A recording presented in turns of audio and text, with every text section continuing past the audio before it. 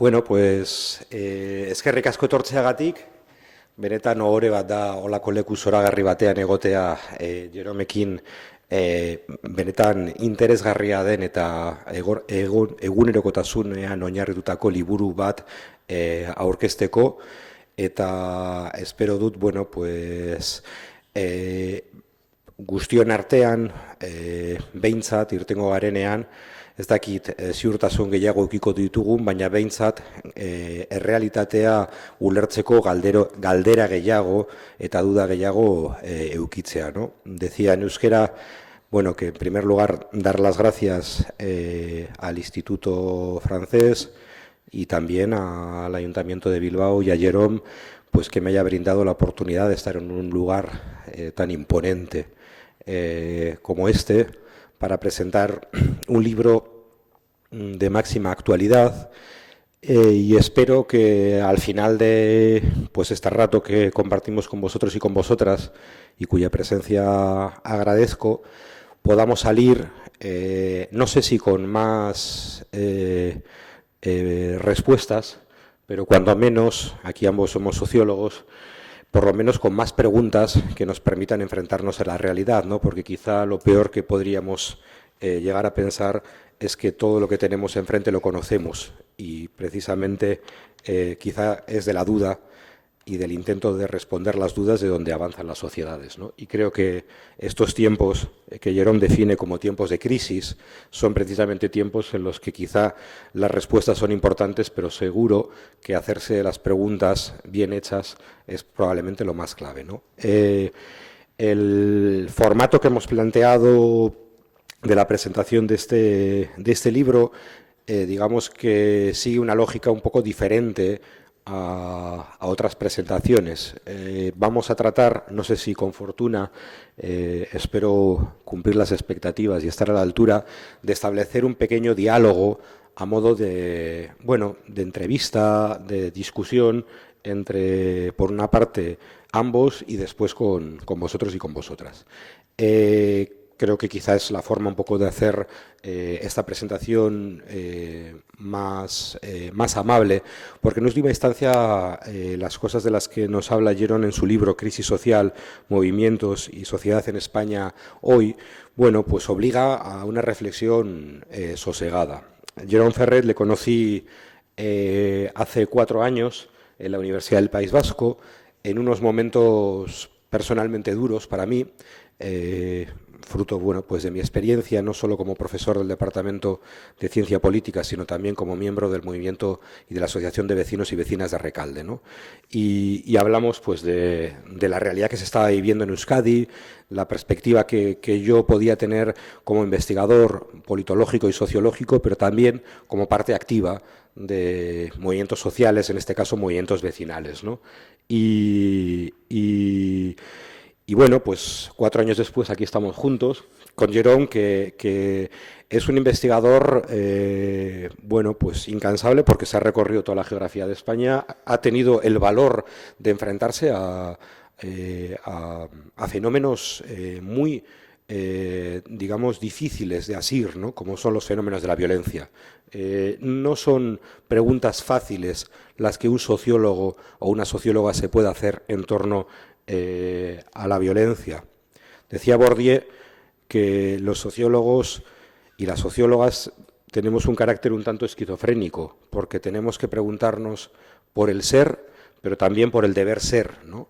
Y eso nos hace que en nuestra lógica esquizofrénica seamos a la vez utopistas, pero también unos irredentos pesimistas, ¿no? Porque muchas veces el ser nos impele al pesimismo, pero el deber ser, eso es lo que buscamos, pues nos impele al optimismo, ¿no?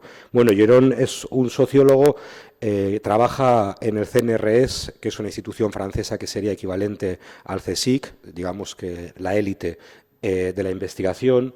Él además ha trabajado con, bueno, supongo que es modestia, pero él ha trabajado con 2 personas que son 2 personas fundamentales en la comprensión de los fenómenos sociales en Europa durante el siglo XX, diría yo, ¿no? Uno, Alain Touraine, que es uno de los sociólogos probablemente más influyentes de la historia moderna y que ha analizado el papel de los movimientos sociales, y Michel Bellorca, que ha sido una persona que ha analizado los conflictos violentos. E insisto que es más cómodo desde la sociología analizar en el despacho fenómenos mucho más amables que el de la violencia, porque como todos y todas nos podemos imaginar, este es un fenómeno que no solo te salpica profesionalmente, sino que te salpica emocionalmente, te salpica vitalmente y te obliga, digamos, a una toma de posición, ¿no? Y siempre es fácil ser sociólogo sin tomar posición y es más complicado ser sociólogo y socióloga tomando posición, ¿no? Por eso yo creo que el trabajo de Hierón es un trabajo pues, que hay que subrayar, ¿no? En Euskadi ha trabajado con otros grandes monstruos de la sociología, en el buen sentido de la palabra, como Alfonso Pérez Agote. Y Alfonso Pérez Agote es probablemente uno de los padres de la sociología vasca y española. Y él tiene una frase que yo creo que es determinante para la comprensión de los fenómenos violentos, pero también para cualquier fenómeno sociológico. Para mí es una de las grandísimas lecciones que Alfonso me dio, ¿no? Muchas veces podemos preguntarnos si Dios existe, o nos podemos preguntar si la nación vasca existe, o nos podemos preguntar si cualquier otro fenómeno como la brujería o el olenchero existe. Y lo que decía Alfonso Pérez Agote es que los sociólogos lo bueno que tenemos es que no tenemos que responder a esas preguntas. Para decir si Dios existe están los teólogos. Para decir si la nación vasca o la nación existe, o el Estado, están los juristas, historiadores. Para lo lenchero, pues otras muchas cosas. Lo que tenemos que hacer los sociólogos es demostrar hasta qué punto, cuando la gente cree que Dios existe, que la nación existe, que lo lenchero existe, eso tiene consecuencias. Lo que nos tenemos que preguntar no es quién tiene razón en un conflicto violento. Lo que nos tenemos que preguntar es hasta qué punto lo que está detrás de un conflicto es creído y en la medida que es creído es real. Por lo tanto, yo creo que eso es importante porque cuando estamos hablando de violencia no se trata de decir, y sobre eso empezaremos a preguntarnos, si la gente que practica la violencia está loca o no está loca, si la gente que practica la violencia es el resultado de fenómenos estructurales, sino que en última instancia la gente que practica la violencia está practicando la violencia sobre la base de cuestiones que, independientemente de que existan o no, ellos y ellas creen que existen. Entonces, bueno, sin más, si os parece, pues quizá aprovecho para preguntarle a Hierón cuáles son, por así decirlo, él nos trabaja en este libro sobre tres conceptos: el concepto de crisis, el concepto de movimientos sociales y el concepto de violencia. Y trata de analizar tres fenómenos diferentes. Uno que es el caso vasco, otro que es el caso catalán y otro que es el caso del movimiento de los indignados y de las indignadas. Entonces, a mí lo que primero que me gustaría preguntarle a Hierón precisamente es qué diferencias encuentra en cada uno de estos casos, ¿no? Pero antes de preguntarnos esto, me gustaría detenerme un poco en la visión que él nos plantea de la violencia, ¿no? Al comienzo del libro, él nos habla de que hay formas de acercarnos a la violencia, entendiendo la violencia como el resultado de una anomía, ¿no? El resultado, digamos, de una desestructuración.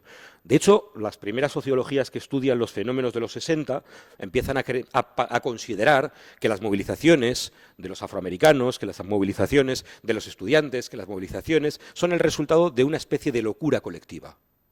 Hasta que alguien se pregunta, ¿cómo puede estar tan loco el mundo? ¿No será que hay algo más que locura? Por lo tanto, ¿desde qué perspectiva analizas la violencia en términos sociológicos?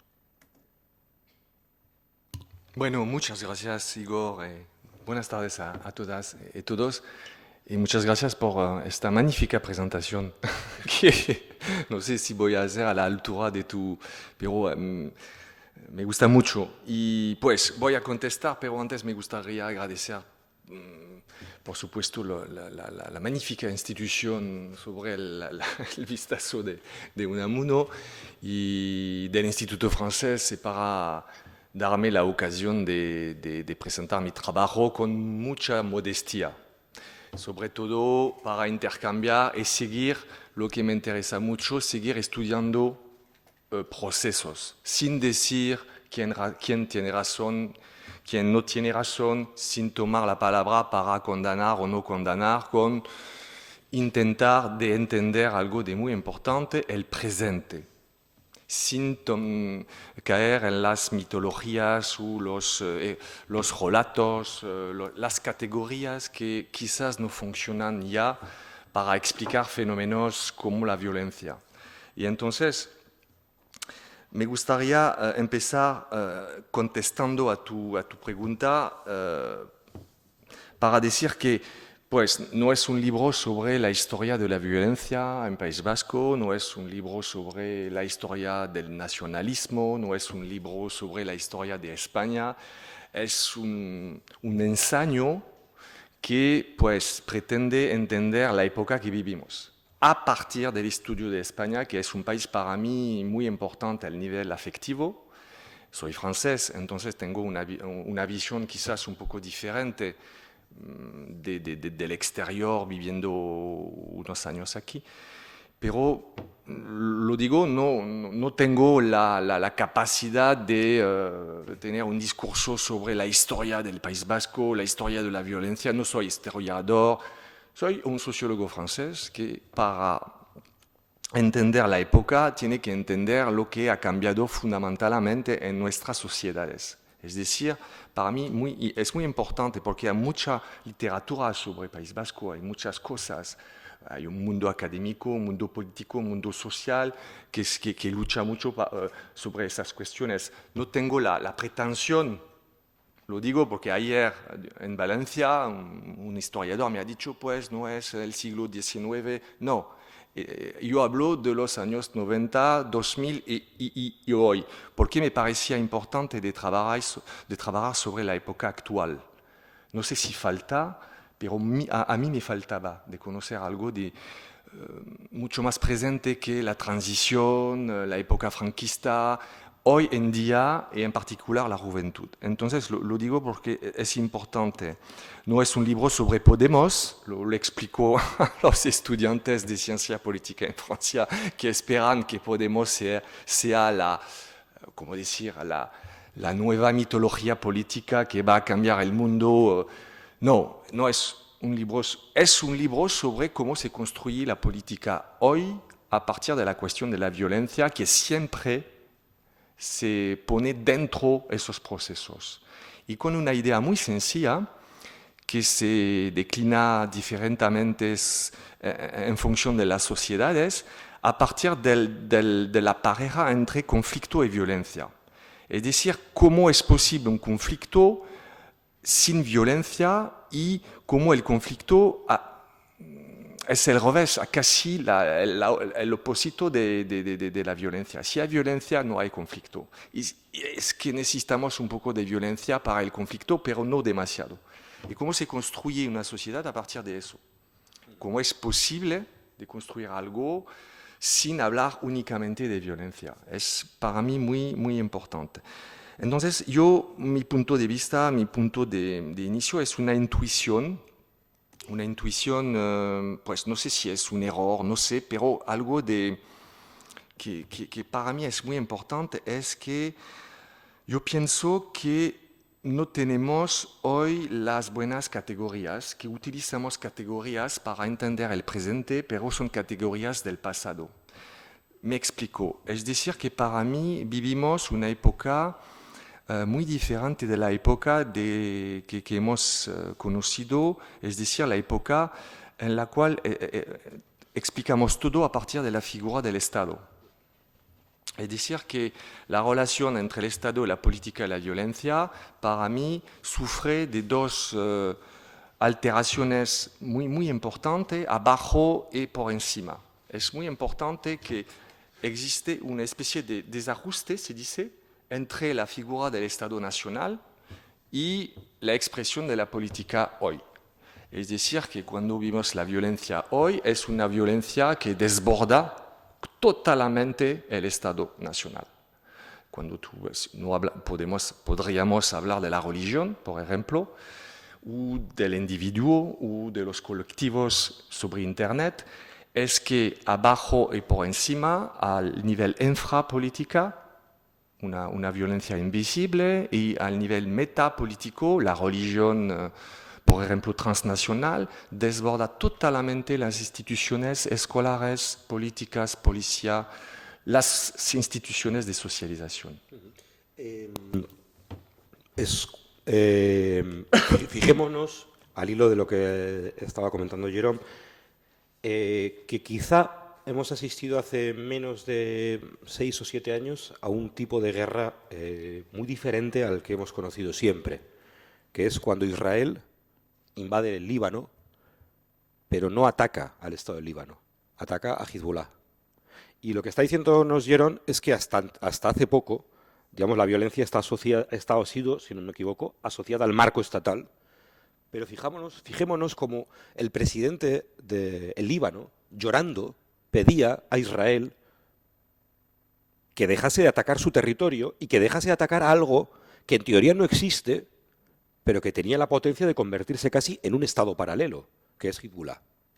¿No? Normalmente los conflictos han sido entre Israel y el Líbano. No era concebible hace 50 años que un Estado atacase un territorio ajeno, pero no al Estado. Otro ejemplo, las maras latinoamericanas, la Mara Salvatrucha, por ejemplo, que configuran casi estados paralelos, ¿no? Y luego estamos hablando también a otros niveles, ¿no? La violencia que siempre ha tenido un carácter territorializado y de repente se caracteriza, por ejemplo, por células durmientes que se activan, se despiertan, que aparecen aquí, que aparecen allá, lobos solitarios. No estamos hablando del perfil del chacal de los años 70, 80, sino que estamos hablando de otro tipo de cosas. No estamos en un mundo nuevo en el que ciertamente los sociólogos y politólogos tenemos muchas dificultades porque nuestra capacidad de comprender la realidad va mucho más lenta de los cambios en la propia realidad, ¿no? Yo siempre enseño en clase, por ejemplo, los actores políticos. Y los que estamos aquí, las que estáis aquí, hemos nacido en un mundo en el que había 3 tipos de actores: partidos políticos, movimientos sociales y grupos de interés. Y resulta que tenemos a Donald Trump ahora en el gobierno por encima de un partido político apoyado por movimientos sociales supremacistas. ¿Eso qué es? Porque Trump, ¿qué es? ¿No? ¿Qué es Podemos? ¿Es un partido? ¿Es un movimiento social? ¿Es un movimiento social que se dirige a ser un partido? ¿Es un partido que quiere volver a ser movimiento social? ¿De acuerdo? Son realidades mucho más complejas y precisamente por eso es pertinente, pienso yo, y más en una sociedad como la nuestra, tratar de introducir complejidad a algo que probablemente como consecuencia del sufrimiento que ha vivido esta sociedad también ha obligado a limitar esa complejidad en aras también, bueno, pues del respeto, ¿no? Pero la realidad es mucho más compleja que una mera palabra, ¿no? Cuando hablas, Jerome, de violencia, no solamente te refieres a una violencia, por así decirlo, del otro, de los grupos, sino que en ocasiones mencionas una violencia social que también sufre, especialmente porque te das mucha importancia a los sectores juveniles, ¿no? Me gustaría que reflexiones un poco respecto al peso que tiene esa violencia social a la hora de comprender los fenómenos que están detrás de las reflexiones que haces en Cataluña, en el caso de Euskadi, de los indignados y de las indignadas. Para contestar, la violencia social al nivel tradicional es una violencia, por ejemplo, de la violencia que sufre el obrero en su empresa, es una violencia clásica. Pero hoy en día lo que me interesa mucho y una cuestión fundamental para mí, lo había previsto, pero para mí es el centro de la reflexión para mí, la violencia más vivida por el actor y en particular el joven en la universidad. Es decir, el desplazamiento, se dice o no, entre su posición social y su esperanza, su futuro. Es decir, es más subjetivo que la violencia social también real que existe, pero es más una desclasificación que explica quizás la evolución de una cierta violencia hoy. No he pronunciado por el momento la palabra Kale Borroka, pero vamos a hablar de eso. Pero lo que vivimos en Francia, esta especie de violencia difusa en la calle o internet, una especie de infrarradicalización, es más una violencia social que no corresponde a la violencia social de antes, de la violencia, por ejemplo, de los partidos políticos del movimiento social obrero. Es más una violencia social de sentir una desclasificación personal, que sea real o no real, no lo sé. Pero lo que espero es decir, una especie de retorno a la filosofía del punk en los años 80, es decir, no futuro. Es decir, todo es posible, todo es totalmente incontrolado. No sabemos qué va a pasar concretamente.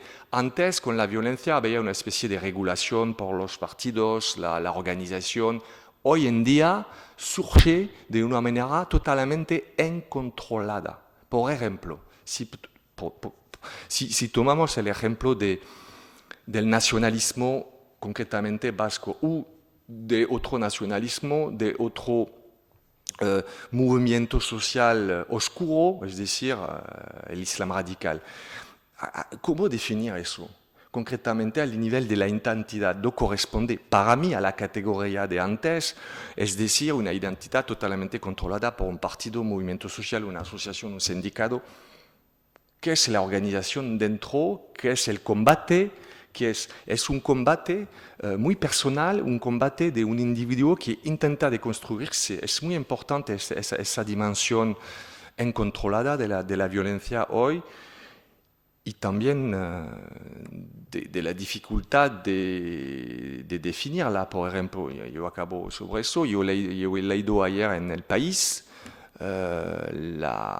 la interpretación del portavoz del Partido Popular en Madrid, que hablaba de Kale Borroka sobre los jóvenes de la CUP que han quemado el retrato del rey y que han atacado ayer con huevos la Guardia Civil en su domicilio en Manresa. Kale Borroka en Cataluña, es decir, la surinterpretación también de nuestro tiempo de un facto y la circulación de los conceptos. No sabemos de qué hablamos concretamente. Habla Jerón de la importancia que tiene frente al modelo. Si nosotros y los que estamos aquí recordásemos nuestros tiempos, la imagen más plausible con la que nos podríamos identificar, o os podríais identificar, es la imagen de la película de Bertolucci, en la que los obreros salen de la fábrica todos a la vez, como una masa informe que detrás tiene la oscuridad y al frente tiene la aurora, ¿no? Es esa imagen de esa clase obrera como sujeto, por así decirlo, en el que había individuos, pero sobre todo lo que había era una coherencia. Estamos hablando de la clase obrera, pero podríamos hablar de otro tipo de clases, pensar en la nación vasca, o pensemos, digamos, en la clase burguesa, ¿no? Cuerpos muy coherentes, muy unidos entre sí, muy cosidos entre sí, ¿no? Con potentes organizaciones, con la capacidad de organizarlos y de dirigirlos, ¿no? Al final, el pensamiento sobre el que se sostiene la violencia originariamente en Euskadi de ETA es sobre la lógica marxista. ETA piensa en un pueblo trabajador vasco que sale de la oscuridad del franquismo y avanza hacia la aurora de la independencia y el socialismo, en el cual una parte de ese pueblo trabajador vasco, la más concienciada, es la clase dirigente, vanguardia, que encabeza la revolución en nombre de ese pueblo utilizando la violencia. Y eso genera un sufrimiento y un drama que hemos conocido. Pero interpretarlo es relativamente sencillo, es tratar de verlo. Ahora bien, nuestros tiempos, ¿dónde está la clase obrera? Si hace 30 años mirábamos, yo soy de Recalde, si hace 30 años mirabas los balcones de Recalde, ¿qué veías colgado en los tendederos? Pantalones de Mahón, de los trabajadores de Recalde. ¿Ahora qué ves? Ahora ves un chándal, otro tipo de ropa. Puede convivir en ese colgador desde un traje de noche, pasando por un chándal y un buzo de pintura. Porque son tiempos hiperindividuales, en el que reivindicamos nuestro derecho a existir. Es el tiempo del self, el tiempo del yo, el tiempo del individuo. En vuestros tiempos, en las librerías, ¿qué se vendían? libros, libros de política me refiero. Se vendían libros sobre la clase obrera, sobre el nacionalismo, sobre Sabino Arana, el de Orchi, el de no sé qué. Hoy vais a la FNAC y ¿qué encontráis en la sección de política? Manuales de autoayuda. Budismo. Piénsatelo, háztelo tú mismo. Bricolaje. Y en ese contexto la violencia ahora es una violencia que tiene una dimensión muy diferente, mucho más difícil de asir, ¿no? ¿Qué pasa con ese joven francés que hace 10 años era simplemente un discotequero juerguista y que de repente se convierte en un lobo solitario que asesina a tres judíos? ¿Qué pasa con ese exmercenario del GAL que de repente, con apellidos, nacido en Irún y con apellidos más españoles que los del Cid Campeador, se vence al yihadismo? Hay un componente individual muy potente, sin dejar de haber también componentes colectivos también muy presentes, ¿no? Por lo tanto, claro, es comprensible cómo nos habla Jerón de esta dificultad de acercarnos a la violencia, pero también, Jerón, en un determinado momento, en la página 24, dices que en última instancia vienes a decir un poco que la violencia también es el resultado del fracaso de la política. Digamos que no pretendemos justificar la violencia, sino que en ocasiones pretendemos explicar también la violencia en términos quizá de fracaso, porque si la política es la gestión de lo público, cuando esa gestión de lo público se rompe porque alguien rompe la baraja y utiliza la violencia, es que haya habido un fracaso en esa gestión de lo público, ¿no? ¿Cómo entiendes esa vinculación entre la gestión de lo público, la política y también la posible emergencia de la violencia? Es una cuestión difícil. El sentido que yo tenía cuando yo estudiaba la situación vasca, entre comillas, no sé si podemos hablar, es decir, que yo tenía la impresión que había una especie de coproducción, entre comillas, de una violencia por la violencia, es decir, a través, por ejemplo, la relación entre el Estado central y la lucha contra el terrorismo. Es un análisis de sociólogo, quizás va a provocar unas reacciones, pero, por ejemplo, cuando hablamos de terrorismo de baja intensidad, para mí es un problema. Es decir, la categorización de la lucha y de esa violencia de baja intensidad, con las consecuencias que ha tenido sobre la socialización al sufrimiento de unos jóvenes. Es decir, que el Estado y la política tienen una responsabilidad cuando se trata de negociar y de instalar un espacio de conflicto. Si la política siempre alimenta, en realidad, no provoca, no es responsable, pero alimenta un proceso de coproducción, es complicado de salir de la violencia. Es decir, que en Francia, por ejemplo, hoy, pero en País Vasco, en los años muy duros de 90, cuando hubo no sé cuántas encarcelaciones y la criminalización, por ejemplo, de una especie de lucha de calle, es decir, que hoy en día, con el état d'urgence en Francia, hay que reflexionar sobre las políticas públicas, los mensajes y los códigos que son utilizados para categorizar la violencia. La política puede producir, sin estar responsable, puede producir un espacio que no permite el conflicto. Es importante porque es un poco un tabú en la comprensión de los fenómenos.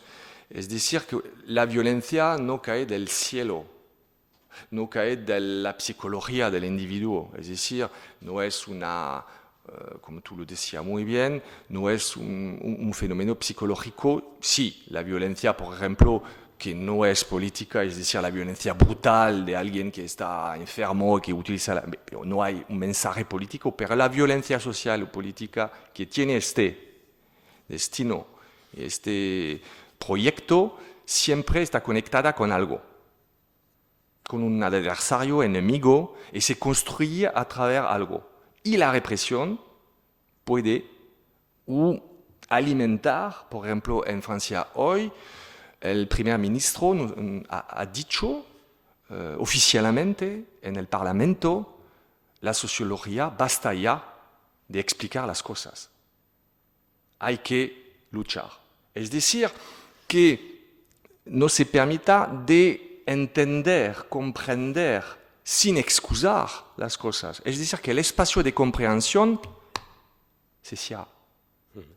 Y la violencia no impide, hay que mirar un poco las cosas como son realmente, cómo se construye. Y las políticas públicas pueden tener efectos. Y los sociólogos tienen que evaluar los efectos. Por ejemplo, sobre los efectos de una elección política, de una estrategia política para luchar contra la violencia, que quizás van a alimentar el proceso a pesar de resolverlo. Cuando hablábamos del tiempo de individualidades, en última instancia nos remitíamos a la importancia que tiene lo subjetivo. No importa tanto que realmente y objetivamente una persona esté en una situación objetiva de sufrimiento, sino que esa persona puede percibir, al margen de los datos, que lo está. Y eso, como decíamos antes, es lo verdaderamente importante. Es lo que hace que las cosas no funcionen. No se trata de que esa persona objetivamente esté mal. Ojo, objetivamente hay cientos de miles de personas que están mal. Pero podemos encontrarnos jóvenes que han practicado la kale borroka, que objetivamente tienen unos indicadores de capital social, de pertenencia, de vinculación, que pueden pertenecer a familias de clase media alta, pero que sin embargo subjetivamente viven como una situación de emergencia. Y eso es lo que les impele a practicar la violencia. Puede ser cierto que alguno tenga más o menos problemas psicológicos, o ninguno. Pero claro, cuando un ministro ya nos pide a los sociólogos que nos callemos, entonces... Ha sido un error fundamental. Claro. Claro, porque si los sociólogos y las sociólogas ya no podemos interpretar las cosas, entonces solo quedan dos, los policías y los psicólogos, que en última instancia es el punto de partida de la peor sociología. Aquella sociología que entendía la sociedad como un sistema perfectamente ordenado, en el que todo encajaba maravillosamente y que lo que no encajaba tenía que ser conducido o al psiquiátrico o a la cárcel. Y esa es la sociología de los años 50. Y esa es la sociología que de repente ve que en los años 60 todo el mundo se vuelve loco. Entonces, claro, ¿por qué en los 60 hay un ciclo de protesta a nivel mundial? ¿Porque todo el mundo se ha vuelto loco? ¿Por qué ahora asistimos a la emergencia del yihadismo? ¿Porque todo el mundo se ha vuelto loco? Bien, pues vale, perfecto. Si la respuesta es tan sencilla, entonces sigamos construyendo prisiones y psiquiátricos. Pero claro, si hacemos como Bourdieu, entonces, ¿qué tenemos que hacer? Tratar de interpretar qué está detrás de estos fenómenos. Que, insisto, no es justificar. Porque cuando uno dice, detrás, quizá no todo el mundo está de acuerdo, pero yo recuerdo perfectamente la película del odio, una película francesa, que nos habla de las revueltas de las Banlieues en el año 2005. Y es una película que recomiendo que veáis, porque Francia ha sido el país, digamos, Gerón dice que España es un país violento, en el que ha habido violencia, quiero decir, perdón, ha habido mucha violencia, no es que sea un país violento, pero Francia ha sido el país de las 4 revoluciones. La Revolución Francesa, la Revolución Proletaria de la Comuna de París, la Revolución Postmoderna de mayo 68 y la Revolución del Nuevo Tiempo que pare la globalización, que es la revuelta de las Banlieues. Y la revuelta de las Banlieues, ¿por qué se caracteriza? Porque en el año 2005, y creo que el año 95 también, muchos jóvenes de los suburbios franceses empiezan a quemar coches, ¿no? Y esa película, no voy a decir cómo acaba, pero no acaba bien, pero es la película de 3 chavales que viven una situación de exclusión de la que Jérôme también menciona en este libro y contrapone con el modelo catalán, ¿no? Y se vive la situación de angustia, de opresión constante que viven, etcétera, ¿no? Esa violencia era una violencia nihilista, dirigida a símbolos. Hay un libro de un francés que se titula Chusma, porque Sarkozy identificó a esa gente como Chusma, y el libro se titula Chusma y entrevista a 40 de esas personas de la Chusma. Y hay un chico, un chaval que dice, yo quiero quemar mi jaula, porque quiero que todo Francia vea la jaula en la que vivo. ¿Y qué hacen? Queman el coche del vecino, del que ha podido tener lo poco que él no puede tener. Y si la incapacidad de la política para responder a esos problemas, a esas frustraciones subjetivas, pudiera estar detrás de que esa violencia ha acabado dirigiéndose no contra el vecino, sino contra aquellos que de verdad disfrutan de aquello que no puedo disfrutar? ¿Significa el que pensemos que la amenaza que estaba en el 95 de que algo iba mal en Francia, o en Terrassa, o en Euskadi, o en Madrid, si la amenaza de 2005 de que algo iba mal no tiene nada que ver o tiene algo que ver con lo que está pasando? Y eso, que alguien nos escuche, no es justificar nada, es tratar de interpretarlo con la posibilidad de equivocarnos, ¿no? Jerome, mencionas que hay una forma, que es la forma, mencionas tres tipos de relación entre lo social, lo político y la violencia, ¿no? Por una parte dices que en Euskadi la violencia mata lo social. Mencionas que en Cataluña lo social contiene la violencia. Y para el caso de los indignados, el planteamiento que haces es cómo lo social, por así decirlo, elimina lo violento. Digamos, hay una secuencia de cómo juega, ¿no?, lo social y lo violento. ¿Qué quieres decir cuando planteas que en Euskadi lo social, la violencia mata a lo social? Es únicamente una tipología, un modelo para entender, es mucho más complejo, pero es una idea muy sencilla, es decir, que lo social se exprima a través de una frustración, unos problemas de vida, de realización de sí mismo, pero es imposible de entender lo social y los problemas sin hablar de violencia. Es decir, que todo pasa por la violencia. La violencia es legitimada hasta un punto histórico, porque no sé qué está pasando, por ejemplo, yo tengo que volver sobre el terreno, estudiar un poco qué está pasando desde hace 2 o 3 años. Pero lo que había visto hasta los años 90, 2000, no había salida. Había un enfrentamiento casi organizado en un marco de violencia permanente. La explicación de lo social pasa por la violencia. Al revés, pero quizás es una interpretación, una surinterpretación, porque cuando tú hablas de País Vasco, hablamos únicamente de eso. En la interpretación de la vida social, cuando tú hablas de fuera, de Francia, País Vasco es complicado, aunque hay mucho más otras cosas que eso. Una vida social, unas vías muy diferentes, Cucucha, altermundialismo, muchas otras formas de energía social, pero es imposible pensar esa energía sin pensar a través de la violencia. Es lo que intento explicar concretamente la percepción de las cosas. En Cataluña es el revés, pero está bien una construcción. Es decir, que por ejemplo en Cataluña, si tú preguntas a alguien, te dicen, no entiendo por qué en Cataluña no hay violencia nacionalista y en País Vasco sí, pero es un error en realidad. Hay violencia en Cataluña, pero no se ve, no se estudia, no se acepta. Por ejemplo, una violencia que no se estudia es una violencia infrapolítica, la violencia racista, por ejemplo, la violencia que se traduce por motines, tensiones racistas en Terrassa, el Vendrell, Vic, los lugares muy nacionalistas. Esas tensiones que no se tratan políticamente porque para el nacionalismo oficial catalán de Jordi Pujol y después de Maragall no es posible de hablar. La Francia y las violencias urbanas es el antimodelo. El discurso oficial es decir, nosotros integramos la gente. Y aunque cuando tú pasas un poco de tiempo en Terrassa, por ejemplo, hay muchos problemas de tensiones, de exclusión social en las escuelas, un poco como en Francia en realidad. Pero no se trata así políticamente.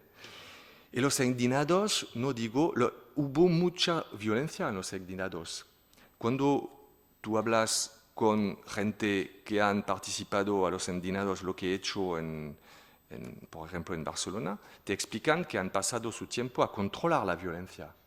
En las acampadas, sobre internet, ataques, amenazas, trolls, discurso exterior, antisistema. Es decir, que han pasado su tiempo a controlar la violencia machista, agresiones, tensiones, lucha de ego. Lo vemos en Podemos hoy entre los dos líderes no es la paz. Es decir, que la violencia existe siempre hay que regularla, controlarla, sino, y han conseguido, no pienso que es un movimiento social, yo pienso que es un movimiento informacional. Han conseguido instalar una idea de buena acción política, son buenos, no son peligrosos, son buenos. Y es importante al nivel de la opinión pública porque esa presentación oficial permita un poco la aceptación social, la movilización, no da miedo a la gente, por ejemplo. Es muy importante esa estrategia de presentación, porque cuando tú ves concretamente los actos mínimos, no hablo de terrorismo, nunca he utilizado esta palabra, es otra cosa, es otro proyecto muy especial. Yo hablo de esa violencia social difusa que se exprime a través de muchos casos de violencia criminal, la violencia de cada día. Es decir, que esta violencia se interpreta de una manera muy diferente en función del lugar. Depende de los actores. Por ejemplo, tú dices en Francia, violencias urbanas, las personas te dicen es una violencia lúdica, es una violencia nihilista, es una violencia no sé qué, pero es quizás una violencia política. Pero no es posible políticamente de decirlo, porque si no, tú aceptas que en los barrios esa gente te explica que algo no funciona en el Estado, en la política. Es complicado aceptar. Por ejemplo, ayer en Valencia un hombre me ha dicho, Francia, colonizador, es un problema de postcolonización. Pero es otra historia. Hoy en día la cuestión que explica la violencia en Francia es una cuestión social.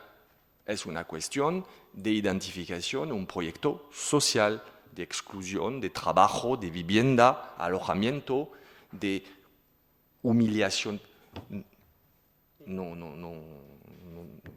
No sé si tienen razón, para mí es inaceptable al nivel moral, pero si tú entiendes un poco por qué hay tanta atracción de algo de exterior, hay que pensar un poco las fracturas internas. Y eso es muy difícil porque es terrible de pensarlo sin condenarlo. Es otra cosa. Es porque la violencia no me gusta mucho la violencia, detesto la violencia, no tengo fascinación, pero si tú no estudias un poco este fenómeno, tú no vas a entender lo que está pasando, si no, es difícil. Hay empezando por el caso de Euskadi, también en el trabajo que haces un análisis de, bueno, incluso con reflexiones muy de carácter micro, ¿no? Analizando las interacciones entre policías y miembros o practicantes de la Kale Borroka, etcétera, etcétera. Hay un momento que mencionas como por así decirlo, el planteamiento ideológico o identitario nacionalista subsume o acaba de, por así decirlo, colonizar todos los aspectos diferentes de lo social, es decir, otros elementos. ¿Podrías plantearnos un poco cómo lo analizas? Por eso te debo mucho, y debo mucho también a un sociólogo, Ruiz Olabuenaga, que hubo una encuesta muy interesante en 2005, a partir del gobierno vasco, una encuesta sobre más de 10.000 jóvenes para estudiar la estructura de la juventud y la estructura de la juventud violenta. Y cuando tú ves las cifras, hay algo de un poco extraño, es decir, que el núcleo radical abertzal existe ya, estructura esa violencia, pero hay otros jóvenes que para ellos no es un combate abertzal, es un combate social, es decir, es un combate entre comillas, antisistema, un combate mucho más social, mucho más actual que un combate de identidad radical vasca. Es decir, que es muy interesante un poco cómo se mezclan diferentes vías de contestación. No hay un núcleo, la base, que estructura, pero al lado hay otras vías que expriman un malestar social a partir de la situación, por ejemplo, en la universidad, que para mí es muy central, porque si tú ves un poco la historia de qué está pasando, no sé si confirmáis un poco, pero en Francia es así, muchas cosas salen de la universidad al nivel de la movilización social, y pienso que la reforma de Bolonia, de la universidad en España, en Francia también, hubo muchos efectos sobre los indignados, por ejemplo, o la lucha social hoy en la Universidad del País Vasco, por ejemplo. Porque cuando tú ves, no sé qué es la interpretación, yo he visto hace 2 horas un poco que estaba pasando en la contestación de esos jóvenes de Cale Borroka. Es decir, que dicen antisistema, capitalismo, fascista, no a la universidad para el capitalismo. Y son símbolos, no son símbolos radical vascos, son símbolos de anticapitalismo. Es decir, esa mezcla de muchas cosas que no corresponden realmente únicamente a la violencia nacionalista. Yo, sobre esto, retrospectivamente, yo creo que hay un ciclo de ida y de vuelta. Los 80 en Euskadi son unos años en los cuales la fuerza de lo social y de los problemas sociales eran fundamentales. En mi barrio, la heroína. En mi barrio, el paro. Pero tenemos Euskalduna. Tenemos contextos en los que había problemas para la juventud muy importantes, por ejemplo, problemas olvidados, ¿no? Como el ir al ejército a hacer la mili, ¿no? Digamos que los años 80 son los años incluso que en la música se visualizan esa pluralidad de sectores que desde posiciones muy diferentes se enfrentan al sistema o a la realidad. Por poner rostros de esas músicas, Kortatu pasará la historia con Sarri Sarri, pero antes de Kortatu estaba Cicatriz, estaba Escorbuto, estaban Las Vulpes, estaba un montón de grupos que para nada cantaban en euskera, que para nada eran abertzales y que sus planteamientos eran anticapitalistas, antimilitaristas, ecologistas, insumisos. En Euskadi no solo ha existido ETA, hemos tenido los comandos autónomos anticapitalistas. Antes de la Cale Borroka, os acordaréis, está el atentado a la Casa del Pueblo de Portugalete, en el que matan a 2 sindicalistas miembros de un colectivo que es Mendeku, que son gente vinculado con sectores autónomos. Tanto el atentado de los comandos autónomos anticapitalistas contra el senador del Partido Socialista que asesinan a Enrique Casas, como el atentado de Mendeku contra la Casa del Pueblo de Portugalete, es criticado, rechazado y condenado por Herri Batasuna. Por ejemplo, Herri Batasuna se suma a la huelga general en contra del asesinato de Enrique Casas. Ahora bien, a mediados de los 80, la izquierda abertzale lo que creo yo que hace es subsumir todos esos espacios que antes eran espacios que se oponían a la izquierda abertzale. Jarray decía que había que ir a la mili. No estaba en contra. No estaba a favor de la insumisión. Jarray no estaba en el Gasteche del Casco Viejo. Sin embargo, a partir de ese periodo, esos espacios, desde mi perspectiva, que concuerda un poco con la Llerón, son subsumidos por un movimiento que cobra una fuerza impresionante. El año 87 es el año que Herri Batasuna obtiene los mejores resultados de su historia. El año 87, 88 y 89 siguen las negociaciones de Argel, en las que el Estado oficialmente se sienta de forma pública a negociar con ETA. Y todos esos colectivos que la izquierda abertzale no controlaba, digamos que son subsumidos. Y en el periodo en el que tenemos de los 90, los 2000, al margen de lo identitario y nacional, ahí yo creo que sí acierta Jerome, la cuestión social es olvidada. Sin embargo, ya para 2010, 2011, especialmente como consecuencia de la crisis, vuelven los 80, vuelven los tiempos oscuros, vuelve el no hay futuro. ¿Y hoy qué nos hemos encontrado en la universidad? En la manifestación que hubo el otro día con incidentes, es una manifestación que tiene incidentes a pesar de que EH Bildu y Sortu solicitan que no se boicotee las elecciones, a pesar de que el sindicato LAB pide que no haya incidentes, a pesar de que toda la comunidad o prácticamente toda la comunidad universitaria solicita que haya tranquilidad, a pesar de que en el seno de la candidatura al rectorado hay personas que provienen de la izquierda abertzale. Y esos jóvenes reciben a esas personas con pancartas en las que sus nombres aparecen con banderas españolas.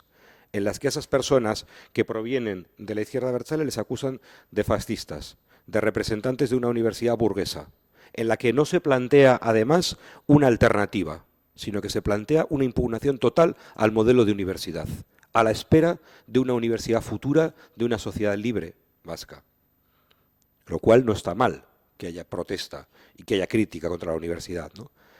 Hoy la Universidad del País Vasco estaba llena de hoces y martillos. Ayer de mensajes en inglés en contra de las cámaras. Anteayer a favor de las trabajadoras de la limpieza. Parecería como si el resultado del cese de la violencia de ETA, de la vinculación de la izquierda abertzale al modelo institucional, ha dejado un espacio vacío. Un espacio vacío en el que lo nacional ya no es lo único, sino que vuelve a emerger todos aquellos retazos que la crisis está volviendo a poner encima, ¿no? Digamos que es como, concuerdo en que es como esa vuelta a los 80, ¿no? Yo cuando veía la imagen de las personas que estaban provocando incidentes en la UPV, a mí me recordaban al Black Bloc, al bloque negro, en la estética, en las formas, en la forma de confrontación. Bueno, no deja de ser problemático porque nos está hablando de una juventud que objetivamente o subjetivamente considera que esta sociedad no le está ofreciendo alternativa y que están haciendo una impugnación total al sistema. Y antes de seguir con los indignados le quería plantear a Jerón, porque es una cuestión que él analiza, ¿no? Algo que para mí es central en todo esto, ¿no? Manuel Castells en el año 97 escribe una obra que es para mí una obra clarividente, que es La Era de la Información. 3000 páginas, 3 volúmenes. Y Castells nos dice, en el año 97, el próximo futuro, el próximo siglo, va a ser el siglo de la confrontación de las identidades. No la confrontación de las clases, no, la confrontación de los proyectos identitarios. Y nos dice que hay 3 tipos de identidades. Una identidad es la identidad que legitima el sistema. Es la identidad de los partidos tradicionales. Mientras las cosas funcionen, la gente suele legitimar a las iglesias, a los partidos y a los sindicatos. Pero cuando las cosas van mal, esas identidades de legitimación pierden apoyo. Y la gente apoya identidades de resistencia. Pero hay 2 tipos de identidades de resistencia. Las identidades que resisten tendiendo puentes, es decir, creando lazos, y las identidades que resisten creando guetos, creando fronteras. Un ejemplo que te planteo, si estás de acuerdo, es el de los indignados. El movimiento de los indignados, ¿de dónde surge? Del colapso de las identidades de legitimación. No nos representan. Fijaros, si eso fue real, que hemos pasado de 2 partidos a 4. O sea que algo ha pasado con esas instituciones que parecía que nadie las iba a tocar. Creo que el movimiento de los indignados, la clave, también lo relaciono con el tema de la violencia, del por qué no utiliza la violencia es porque en su proyecto es un proyecto orientado a tender puentes, ¿no? Esa imagen del policía participando de las asambleas del 15M, ¿no? Pero en paralelo, y amenazando y cada vez con más fuerza, tenemos a esas otras identidades. Identidades que se enfrentan al sistema, pero se enfrentan con guetos, con trincheras. Y claro, ahí tenemos el caso de Terrassa, que analiza, ¿no?, los movimientos xenófobos, pero también las reacciones integristas. Y claro, tenemos esa identidad en el gobierno de Estados Unidos. O sea, que no es cualquier cosa. Gobernando el país más importante de la Tierra, con un proyecto que se basa en este caso, no hacer guetos, simplemente hacer muros. Entonces, bueno, ¿cómo ves, ¿no?, esa relación entre lo que es lo legítimo, lo que es la resistencia tendiendo puentes, más en el caso de los indignados, y la resistencia creando trincheras, quizá en el día de mañana en Cataluña, en Euskadi, en España, también como en Francia? Sí, la idea es muy sencilla también, es decir, que por el momento la sensación que tengo es que no encontramos movimientos sociales positivos, entre comillas. Es difícil de entender, de encontrar algo de lo que está hablando Castells, o también Alain Touraine o Michel Viverca, cuando hablan de anti-movimientos sociales. Por ejemplo, un indicador, cuando tú ves concretamente el resultado de la movilización de Podemos, cuando tú ves la estructura del voto del Partido Popular, hay muchos jóvenes. creo que hay 8 millones de jóvenes en España que han votado por el Partido Popular. En Francia, cuando tú ves, por ejemplo, en la clase media jóvenes también. Es decir, que para mí lo que es movilizador por el momento es más un movimiento de miedo de la mundialización por abajo, de un sentimiento de miedo de la desclasificación, y que yo tengo mucha dificultad en encontrar algo que pueda ser algo de un movimiento social que construya algo de diferente. Para mí, con Trump, con Fillon, con el Partido Popular, con una cuestión importante también que olvidamos siempre es la religión. En Francia, por ejemplo, pero no sé en España, ya tengo que estudiar eso, el retorno de la religión católica en la población joven. Y aquí también es otro catolicismo, es una radicalidad diferente. Por ejemplo, la elección de las escuelas, la fractura entre escuelas privadas y públicas, los guetos escolares. Por ejemplo, la respuesta es más la concentración, los hiperricos, es más la clase conservadora que se organiza aparte, sesionando una especie de secesión, y los que quedan, es decir, los jóvenes que sufren, los profesores de universidad, todos los intelectuales, no se organizan.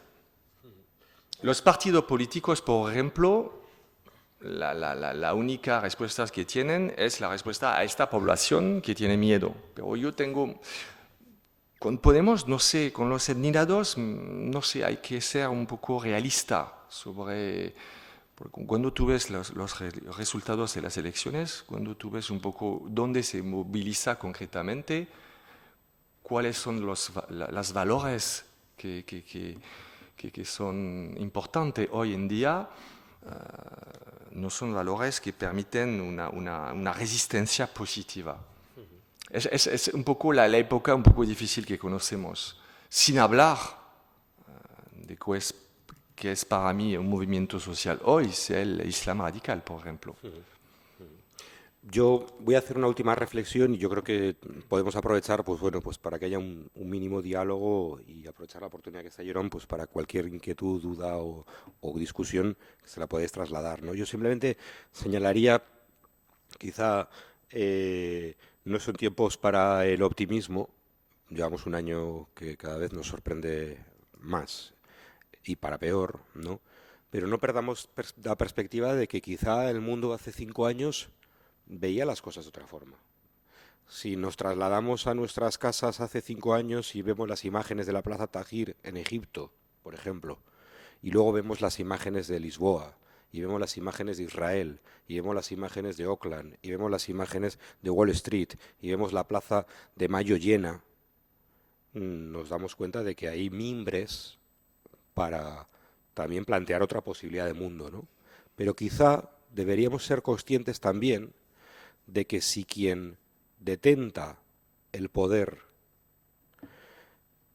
se plantea una forma de relacionarse con esos movimientos que pasa por la asfixia, es decir, por no conceder nada, por no admitir ninguna de sus demandas, por ningunearlos, como ha pasado con la primavera árabe, que Occidente la ha olvidado, como ha pasado con las demandas de los indignados, que los partidos tradicionales las han masticado, digerido y aprovechado, tengo la impresión de que esos partidos se están haciendo el harakiri, porque a costa de asfixiar esa respuesta que plantea una alternativa tendiendo puentes, lo que están haciendo es dar alas a esas alternativas, a esas respuestas que plantean alternativas, pero sobre la base del miedo, sobre la base del cerrarse, sobre la base de las fronteras, ¿no? Cuando el Partido Republicano, cuando Obama, que nos prometió el Yes We Can, no es capaz de demostrar que incluso siendo presidente de Estados Unidos se puede conseguir hacer algo, pues al final es cuando las clases populares americanas, desafortunadamente, en lugar de mirar a una persona que les ofrece más de lo mismo, que es Hillary Clinton, pues acaban votando a Donald Trump, que les ofrece algo diferente, pero que sobre todo responde, si la identidad es parte de nuestros tiempos, yo diría que el miedo es también parte de nuestros tiempos. Pero también quería decir otra cosa. El miedo surge de, digamos, hay razones para el miedo, pero también el miedo surge de la necesidad que algunos tienen de legitimarse. ¿Cómo empieza todo esto? Todo esto empieza cuando alguien decide que el pacto al que se llegó en los años 40, sobre la base del cual se renunciaba a la violencia de la revolución a cambio de bienestar, se podía romper. Y cuando Margaret Thatcher y Ronald Reagan empezaron a desmantelar el estado de bienestar, han generado una situación de turbocapitalismo absoluto que ha ido arrasando con todas y cada una de los logros conseguidos durante siglos. Porque no creo que pensemos que nuestros nietos y nuestros hijos van a tener los derechos que vosotros tenéis ahora. Y es porque nos los están arrancando. ¿Cómo es posible que la gente vote a quien le está quitando los derechos? Porque si no ofrece bienestar, tiene que ofrecer otra cosa, y es seguridad. Y para que tú compres la seguridad, tienes que tener miedo. Y nuestras instituciones, al no poder ofrecer o no querer ofrecer sanidad, educación pública y derechos sociales, han tenido que ofrecer otra cosa, y nos han ofrecido francotiradores. Y ahora estamos en una sociedad cagada. Y esos que nos pusieron francotiradores, ahora se dan cuenta que la gente ya ni siquiera les vota a ellos. Le votan a Trump o votan a Jean-Marie Le Pen, ¿no? Entonces, claro, igual tenemos que pensar quienes desde una perspectiva de izquierdas, como la mía, creemos que se puede dar la vuelta al mundo y que se debe dar la vuelta al mundo, y debemos también hacer pensar a aquellos que todavía siguen gobernando sin querer cambiar nada y obligarles a darse cuenta que si no cambian nada va a cambiar para peor y nos va a llevar a nosotros y a ellos. Bueno, no sé si queréis que aprovechemos, yo creo que merece la pena aprovechar que está Jerome pues para profundizar, plantear cuestiones, discutir.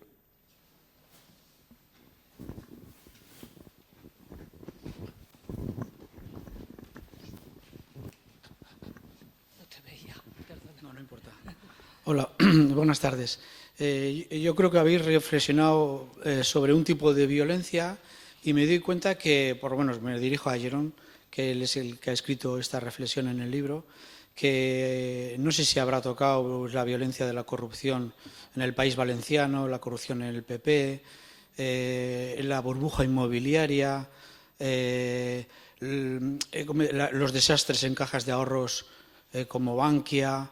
Es decir, parece que solo unos alborotadores y no nos damos cuenta que antes hay unas provocaciones terribles y solo he nombrado 3 en España. Podría decir en Francia, pero bueno, solo digo esas 3. Me gustaría un poco que reflexionaría sobre ello. Sí, es muy, muy, muy interesante. Muchas gracias por la pregunta. Es que para nosotros sociólogos es un enigma. Cuando tú hablas tradicionalmente con los estudiantes sobre delincuencia, por ejemplo, tú ves que hay muchos trabajos sobre la delincuencia criminal de los jóvenes y hay casi nada sobre la delincuencia financiera o la delincuencia en col blanc, no sé cómo se dice, de las empresas o la corrupción. Es decir, como había, por un lado, una violencia legitimada, por ejemplo, los hiperricos, porque hoy en día, cuando yo hablo de desnacionalización de las sociedades, es también el exilio fiscal. Es decir, que los ricos no pagan. Por ejemplo, una anécdota, los de Google, de PayPal, de todo eso, intentan de crear una plataforma sobre una isla para crear un territorio sin impuestos. Es decir, que esta violencia es tan importante, pero no está condenada, no está analizada como violencia. Es un enigma. Es decir, que para los pequeños grupos que analizan un poco los indignados, por ejemplo, la cuestión fundamental al inicio era la corrupción en Barcelona, en Valencia, a un nivel increíble, pero al final no es realmente una cuestión social condenada por la población. Hay poca movilización sobre eso. Cuando tú miras un poco las cosas, como si había una especie de aceptación natural de la corrupción de las élites. Concretamente, el Frente Nacional en Francia es impresionante. El número de casos judiciales, Sarkozy también, a la izquierda también.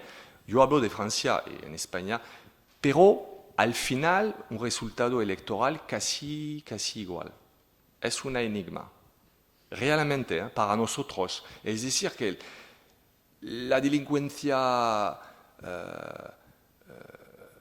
esta delincuencia, esta violencia tiene mucho más efectos sobre el Estado que la violencia política, infrapolítica, por ejemplo, quemar algo, un coche en la calle. Es una provocación, pues es real. Al nivel económico, el coste de esta delincuencia y de esta violencia social de los hiperricos es mucho más importante al nivel de los efectos que la violencia infrapolítica. Pero hay especie de enigma que siempre nos interesamos a los pobres, los pequeños, y yo paso mi tiempo a explicar a mis colegas universitarios que es una cuestión fundamental. Es decir, por ejemplo, el terrorismo es siempre una cuestión de crimen organizado, porque hay una conexión, pero a nivel social hay una forma de aceptación. Ahora, ¿por qué hay una aceptación? No sé en País Vasco el nivel de corrupción, pero en Barcelona hay una aceptación porque es una economía.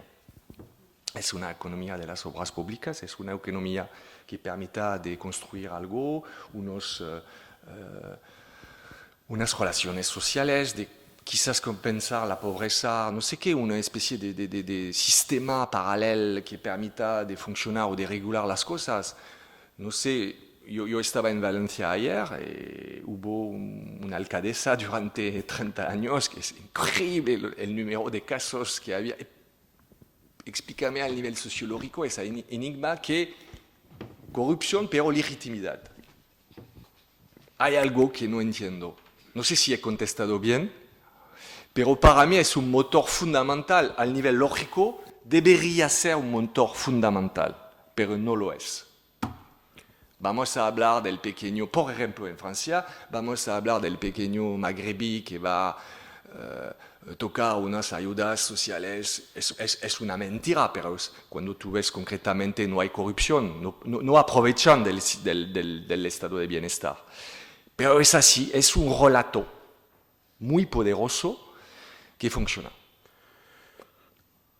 Como la Iglesia de estas cosas del poder sabe mucho, porque llevan 2000 años en pie y además con cierta buena salud, lo cual es loable, además, no lo digo con ironía, deberíamos mirar el Génesis cómo empieza, y el Génesis dice que al principio fue el Verbo. Y eso es la mejor expresión del poder. El poder es capaz de definir la realidad, capaz de definir lo que existe y lo que no existe. Y precisamente el poder es capaz de definir como violencia un montón de cosas, que lo son, y es la capacidad de no definir como violencia otras cosas que también lo son, como por ejemplo robar 8 millones de euros de un hospital en un contexto de recortes en el que la gente está pasando serios problemas por cuestiones sanitarias, ¿no? Pero claro, si el Génesis nos dice que en principio fue el Verbo, es porque el poder de Dios es el poder de nombrar, ¿no? Y con la violencia, en ocasiones, lo que sucede, ¿no?, como nos dice Jerome, es que precisamente es ese poder el que establece lo que es violencia y lo que no es violencia, ¿no? Y lo otro es como algo técnico, algo que pasa, algo que no nos habíamos dado cuenta, algo que ya cambiaremos. Pero en última instancia, claro, es que forma parte de la propia lógica del poder, ¿no? Yo creo que detrás de la corrupción hay una privatización de lo político, la consideración de que si la política es que los problemas privados pasen a ser públicos, es decir, que a mí me pegan como mujer, no porque sea violencia doméstica, sino porque es violencia estructural, y cuando yo dejo de pensar que es mi problema, pido leyes contra la violencia de género, lo que estamos viviendo es que lo que era público, por ejemplo la sanidad, se convierte en algo privado, es decir, que me lo quedo y me lo meto al bolsillo, ¿no? Y claro, cuando estás haciendo algo tan serio como eso, tienes que utilizar otros términos que no sean lo de caracterizarlo como que lo que realmente es, que en el fondo es violencia oculta. Sí, buenas tardes. A raíz de lo que habéis estado comentando, bueno, sobre esto último se me ocurre que los medios tienen mucha influencia, puesto que sabemos en manos de quién están los principales medios. Y quiero hacer una reflexión sobre el problema general de cuando habéis nombrado los problemas que afectan hoy a la población europea, vamos a decir, trabajadora, clase media, en fin. Si recordamos, a partir del año 45 hubo una época de pleno empleo.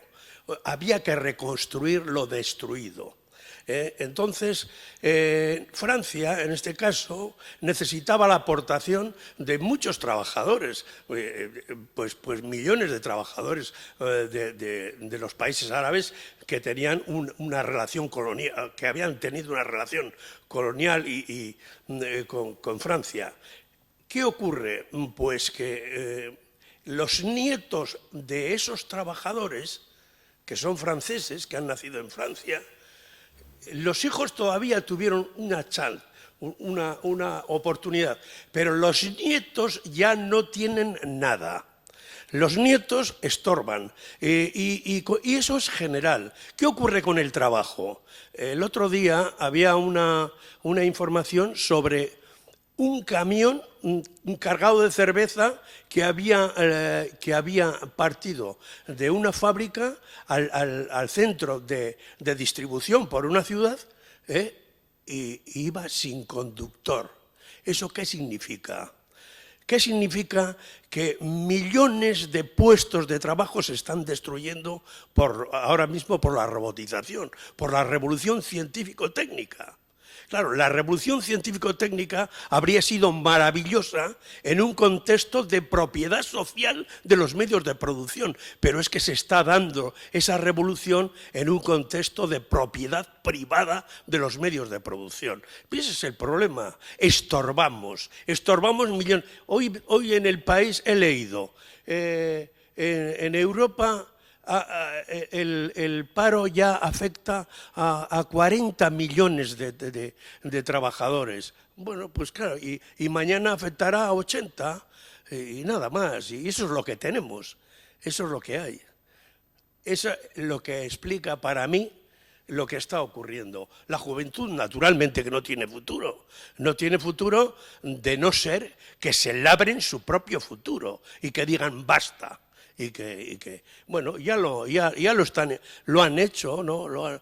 Pues eso fue muy esperanzador, lo que ocurrió con el movimiento de los indignados, y que fue una ola que recorrió Europa e incluso llegó a Wall Street. Pero bueno, pues vamos a ver. Pero futuro, claro que hay. Lo que pasa es que lo tendremos que construir. A mí me queda poco tiempo, pero me imagino que los jóvenes ya lo harán. Bueno, muchas gracias. Gracias por la reflexión, porque me gusta mucho porque usted ha hecho un trabajo que tenemos que hacer, es decir, conectar la cuestión de la violencia con la cuestión social siempre. Si olvidamos las razones posibles de una violencia, cual sea la violencia, olvidamos la cuestión principal. Y la cuestión principal queda siempre la cuestión del trabajo y de la realización de sí mismo. Es decir, que si no hay un motor social, lo que el maestro Alain Touraine llama la historicidad, ya hay nada. Y el nada no es bueno para una sociedad. Y para los medios, yo tengo una pregunta, por ejemplo, lo que es una otra enigma, pero funcionamos con enigma en sociología. Es decir, la posición del país, por ejemplo, en relación con Podemos. Si yo he entendido bien, es una condenación, es una posición bastante escéptica, bastante crítica. Para mí es típico de los tiempos que vivimos.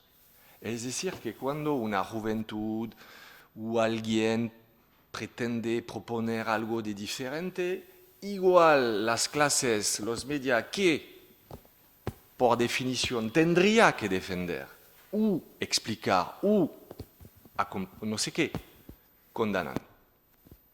Y si cada vez, en la universidad es la misma cosa, es decir, que los espacios críticos, por ejemplo, en ciencias sociales, se reducen. Es decir, que una sociedad es un espacio crítico de conflictividad social. Y si no se organiza, nuestra responsabilidad, no hay proyecto colectivo. Es muy sencillo, pero no lo oigo, por ejemplo, en los programas de los partidos políticos que te dicen, no sé, el Partido Popular, pues supongo es la misma cosa, o el PSOE, no sé. Sí, quizás una provocación, el principal efecto de los indignados es la desaparición del PSOE, quizás, no sé, es una hipótesis.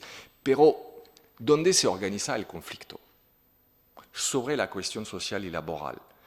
Si tú piensas que la economía digital va a arreglar todo, es un error fundamental, porque los colegas, profesores de derecho laboral me explican que nunca hemos vivido una situación tan precaria, con mucha precariedad, por ejemplo, Uber, plataforma Google, Amazon, sin derechos, sin acuerdos colectivos. Es una época peor que el siglo XIX. Y si nadie habla de eso, si aceptamos con la consumpción, también con nuestra propensión al individualismo, porque Castells te habla también de un peligro increíble, es la hiperindividualización a través de Internet, porque la gente piensa hoy que clic sobre Facebook o es política. Bueno, hay que reinstalar un espacio de conflicto sobre una cuestión fundamental que es la cuestión laboral, de la calidad del trabajo y del sentido del trabajo. ¿Por qué yo hago eso? Y gracias por darme la oportunidad. Casi voy a insistir un poquito en lo que ha dicho el último preguntante y usted mismo, Jérôme, cuando hablaba del enigma. Es una palabra que ha citado otras veces en los últimos 6 minutos. Bueno, el enigma se explica claramente en la misma línea de lo que decían ustedes. ¿Cómo se culturiza a una población, incluida la población joven?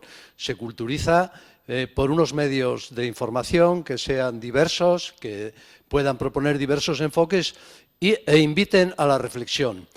En Francia, como aquí, los medios de comunicación están todos, absolutamente todos, en poder de la banca, que evidentemente forma parte del núcleo del poder, del núcleo fundamental. Ha citado usted el país. Estos días hemos tenido una prueba del grado de subordinación de un periódico que en su día tuvo un papel importante en este país, que es El País, que ha negado la colaboración de una persona tan ilustre como Ignacio Ramonet, porque este señor en su día, hace unos años, hizo un libro de entrevista a Fidel Castro. Pero no solo en España, y el periódico El País, todos los demás se suponía que estaban a la derecha del país. En Francia, la famosa entidad France Culture ha prohibido a Ramonet también el siquiera escribir, dignarse escribir en sus publicaciones. Es decir, ¿cuál es la palabra que responde a su enigma? No hay enigma.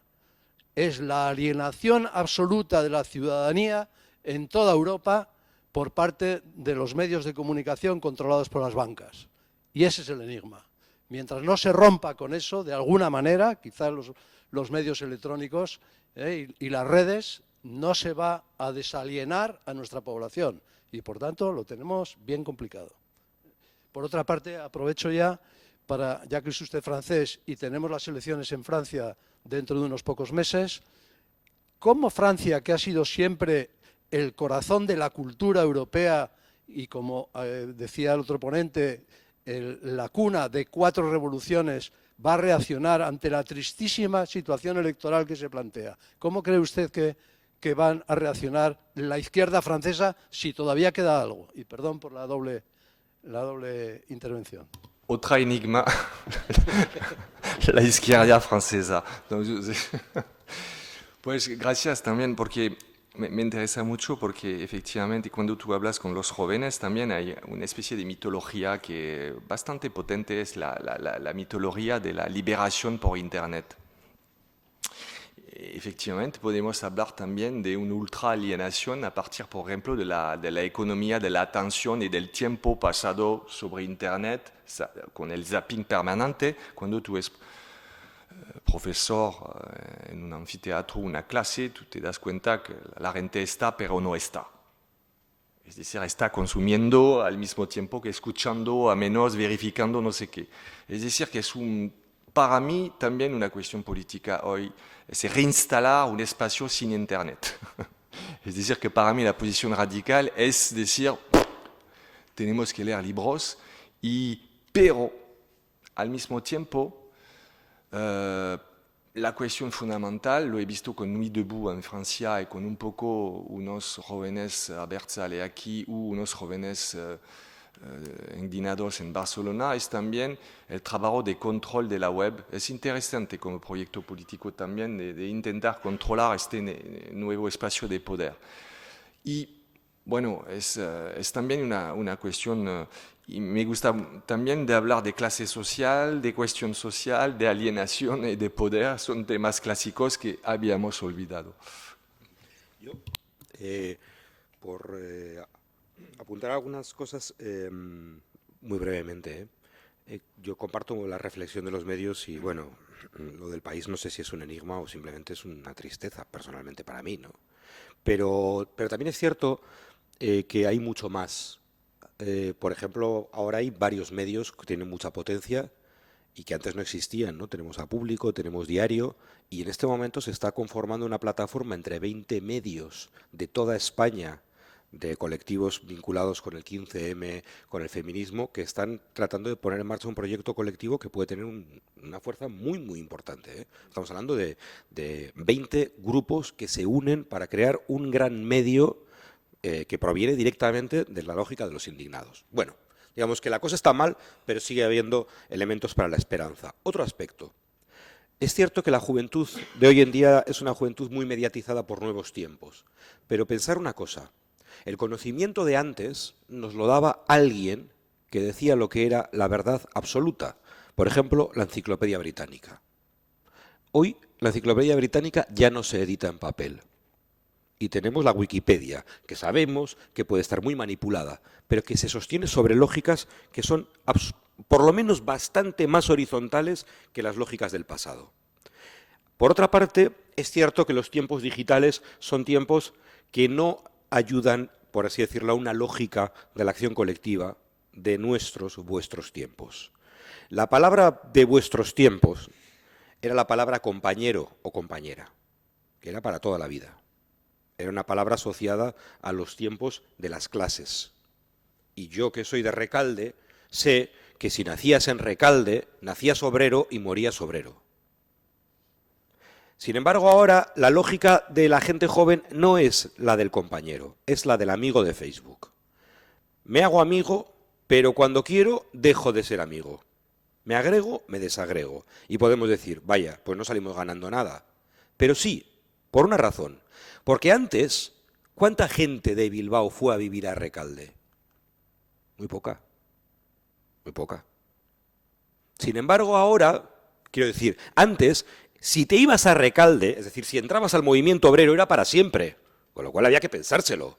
Pensemos en esos curas que entraron con el compromiso obrero y que se quedaron para siempre. Pero tampoco hubo muchísimos, ¿de acuerdo? Pero no tantos como hacía falta. Sin embargo, ahora, ¿por qué tenemos el 15M? Porque ahora la gente joven dice, ahí va, me agrego. Y entran en masa Yo he conocido el caso de Cucucha, un movimiento Ocupa que durante los últimos meses vio cómo entraban decenas, centenares, miles de jóvenes y que se quedaron hasta que lo derribaron, claro. ¿Por qué? Porque ahora tú te agregas y si te gusta, te quedas. Entonces, ¿la responsabilidad de quién es?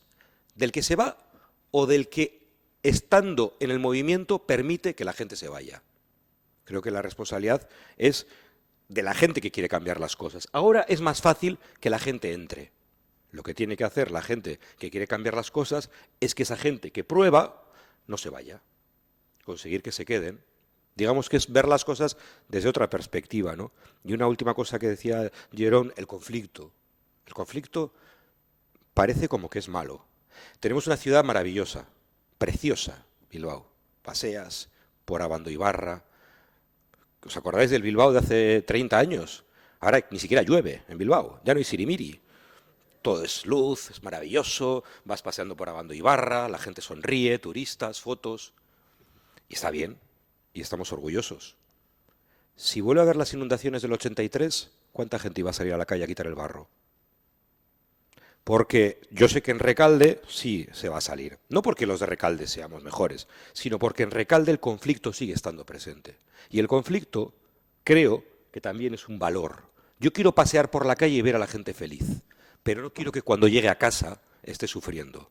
Prefiero ver a la gente un poco más infeliz en la calle y que entre todos y todas arreglemos los sufrimientos, a ver a gente sonriendo por Abandoibarra, pero que luego se tira de la ventana, por la ventana cuando va a casa. Por lo tanto, yo creo que tenemos que vivir una sociedad, no que es difícil reivindicar el conflicto en una sociedad que hemos tenido tantos muertos, pero una sociedad sin conflicto solo es perfecta en un sitio, en los cementerios. Es el único sitio en el que no hay conflicto de verdad.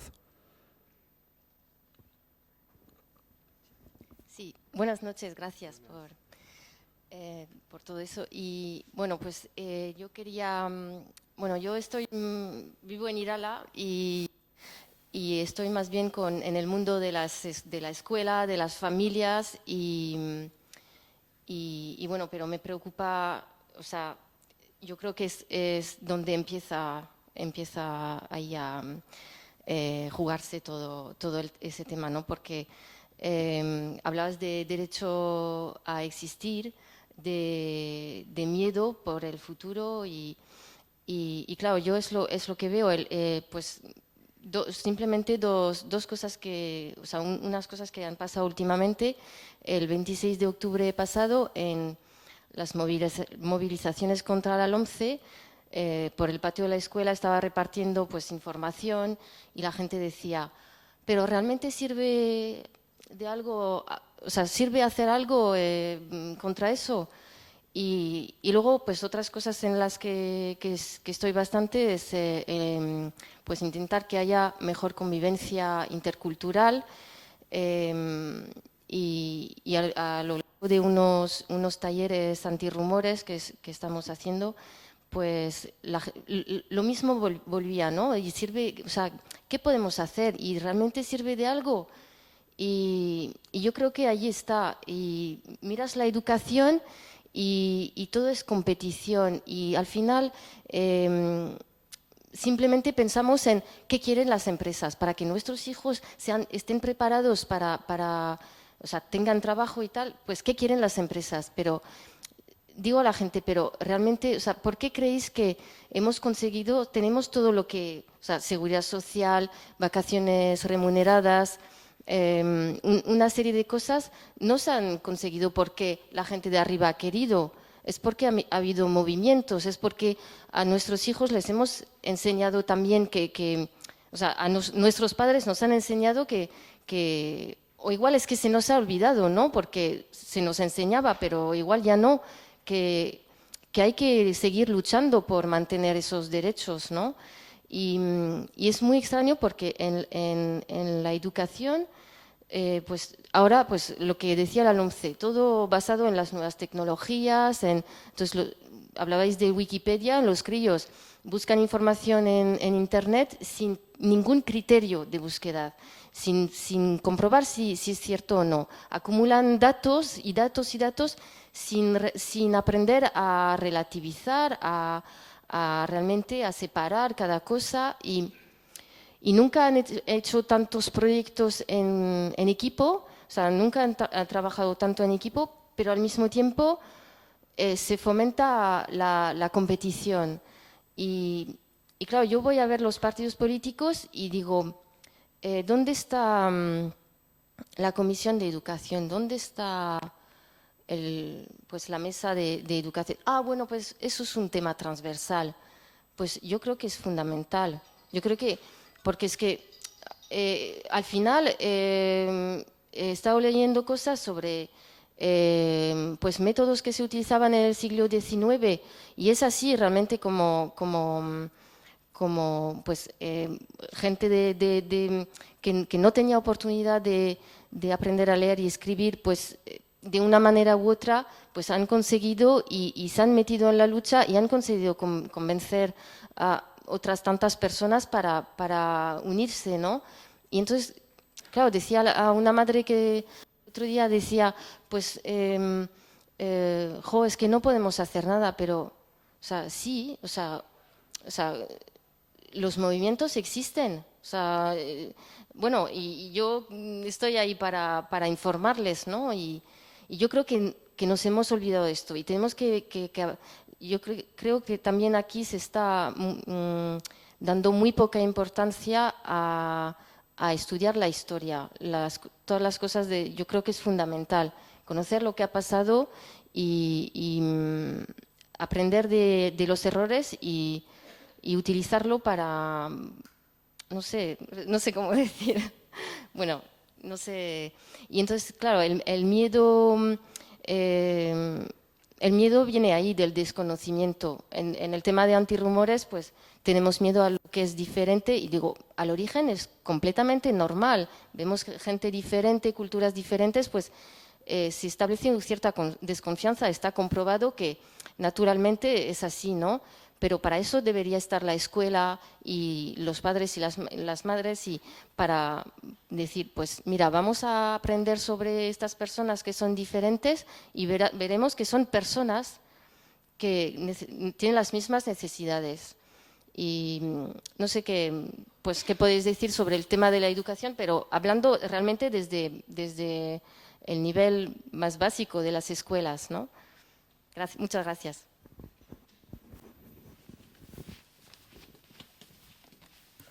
Hombre, a mí personalmente me parece el elemento central, ¿no? Y creo que quizá nuestras sociedades han caído precisamente por esa necesidad, en ocasiones exagerada, de negar el conflicto, se ha caído en el espejismo del todo está bien, ¿no? Y claro, pues precisamente si la historia nos enseña algo es que la historia tiene muchas vueltas, ¿no? Se pensaba, por ejemplo, que la igualdad en Euskadi estaba súper conseguida, ¿no? Y aquí en Euskadi ha sido pionera la educación y muchas mujeres que han trabajado en el ámbito de la educación, en la coeducación, ¿no?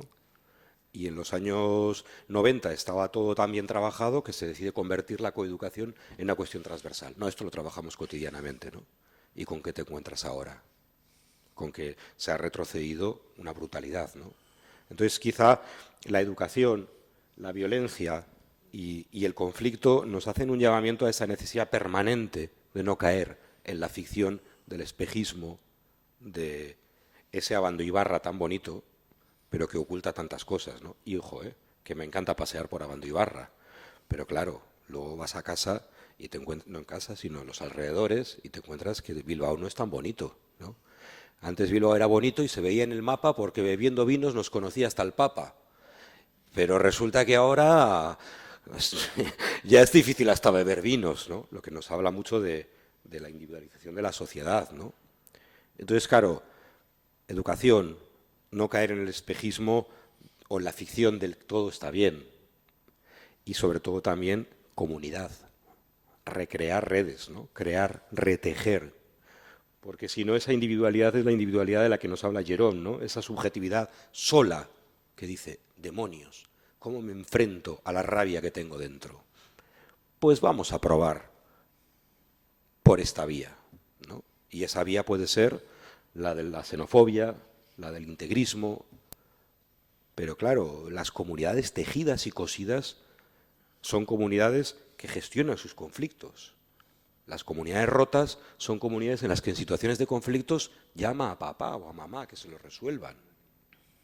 Y ese papá o mamá puede ser Adolf Hitler, Donald Trump o Berlusconi, vete a saber. Pero desde luego que no son alternativas colectivas, ¿no? No sé. Ahora, yo creo que quizás si este año se acaba pronto, pues igual el 17 nos da alguna sorpresa positiva para empezar con buen pie, ¿no? Bueno, por lo menos digamos que en Austria no ha ganado la extrema derecha.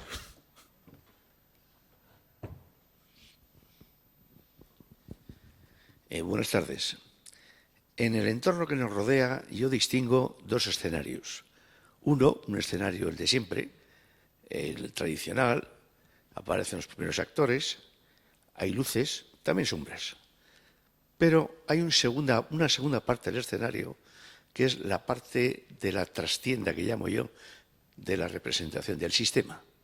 Es un lugar donde, en fin, la falta de luz es indudable. Y además han cambiado casi, yo diría, la postura y la función de los antiguos apuntadores. Ya no están a la vista de nosotros cuando vamos al teatro, sino que están detrás. No los vemos, pero sí actúan. Entonces, en este escenario voy a tratar de dar de hacer un pensamiento en plan pequeño. Se ha hablado de varios enigmas. Uno de ellos es el por qué, a pesar de la corrupción, pues en sitios como Valencia y otros muchos sitios, y a nivel general, pues cada vez es mayor el peso político de aquellos que no están, o sea, que tienen otros valores. Me explicaré. El principal valor que se le da, arropado además por un miedo, es el trabajo. La falta de trabajo es el eje y yo creo que el fundamento, que no solo se da en España, sino en otros muchos sitios, para justificar o para, en fin, sí, justificar las cosas que están pasando. Pero es que además, aparte de la falta de trabajo, yo creo que lo peor que puede haber es que en ese escenario con tantas luces y sombras algunas veces que nos dejan ver, se ha conseguido la máxima impunidad, y que es que conseguir que el sistema actual se considere que sea el único sistema posibilista para todos nosotros, cuando en realidad no es así. Y es ahí donde yo echo de menos la postura de la izquierda, fundamentalmente, porque yo diría que se ha arrugado un poco a la hora de defender aquellos principios y de darles suficiente claridad y rotundidad para decir que efectivamente estamos aquí y hay otras soluciones. Por eso es por lo que a mí me agrada el haber oído hace unos minutos que está habiendo un movimiento de reunión de grupos de unos intereses más o menos parecidos en este sentido. No quiero decir más. Gracias. Gracias por esa pregunta de muy alto nivel. Me parece al nivel antropológico muy interesante. Es decir, la aceptación que usted explica del sistema al final, que en una opción y otra opción, yo voy a la opción pues la menos arriesgada, que permita quizás de encontrar una posición social y un trabajo. Me interesa mucho y para mí explica muchas cosas, efectivamente.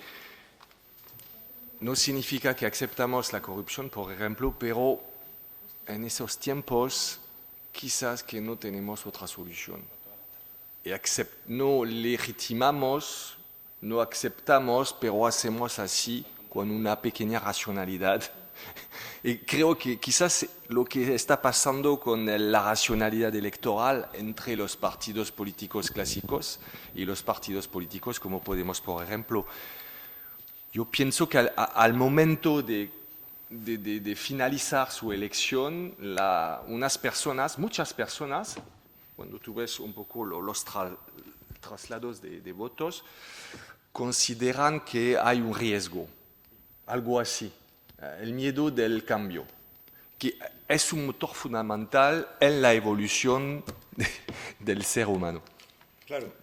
Lo que pasa es que el miedo al cambio, que muy probablemente esté presente, ¿por qué el PNV ha obtenido los resultados que ha obtenido en las últimas elecciones? ¿No? Probablemente porque ha planteado un discurso en el que, estando España en una situación, digamos, de incertidumbre, sin gobierno, no sé qué, nos han planteado, metafóricamente, Urkullu, una imagen de alguien, como salió en ETV, haciendo pan, ¿no? Lo artesanal, lo trabajado, lo tradicional, lo que se cuece a fuego lento. El pan no es para hacer grandes experimentos, el pan es algo que alimenta, que te da seguridad, y la gente lo ha comprado. 27 escaños, ¿de acuerdo? Ahora bien, vámonos a Estados Unidos. Tienes una candidatura alocada. Cuando decía que no nos dejemos engañar por el espejismo del todo va bien, entre otras cosas es que quizá puede ir peor. Incluso que Donald Trump, aquel loco que nadie creía que iba a acabar ni siquiera compitiendo en las elecciones, ahora es presidente. Bien, cuando yo tenía ciertas discusiones hace 10 años que decía que cuando la sociedad se desvertebra, eso es el fermento del fascismo, la extrema derecha no tenía fuerza. Ahora está a punto de gobernar en países europeos. Si bien es cierto que en algunas ocasiones puede haber miedo al cambio, en otras ocasiones quizá lo que sucede es que precisamente el miedo, lo que sucede es que la gente, cuando reivindica cambio y tú no se lo ofreces, al final acaba votando al otro. Por ejemplo, Bernie Sanders, el candidato que compite con Hillary Clinton, un candidato que se define en Estados Unidos como socialista humanista, es la persona de la historia de Estados Unidos que mayor número de personas han financiado. Sabéis que en Estados Unidos para presentarte tienes que tener dinero. Pero a Bernie Sanders le han apoyado, no sé los datos, pero centenares, decenas de miles de personas que ponían $5. De hecho, consiguió tanta financiación como Hillary Clinton, que no es una monjita de la caridad que tenga que ir pidiendo en los centros asistenciales dinero, porque se lo van a dar el Financial Times y un montón de instituciones, ¿no? Los que se quedaron y las que se quedaron y no votaron a Clinton, habrían votado a Bernie Sanders, que sí que planteaba de verdad un discurso de confrontación radical a la xenofobia, al racismo, al machismo de Donald Trump.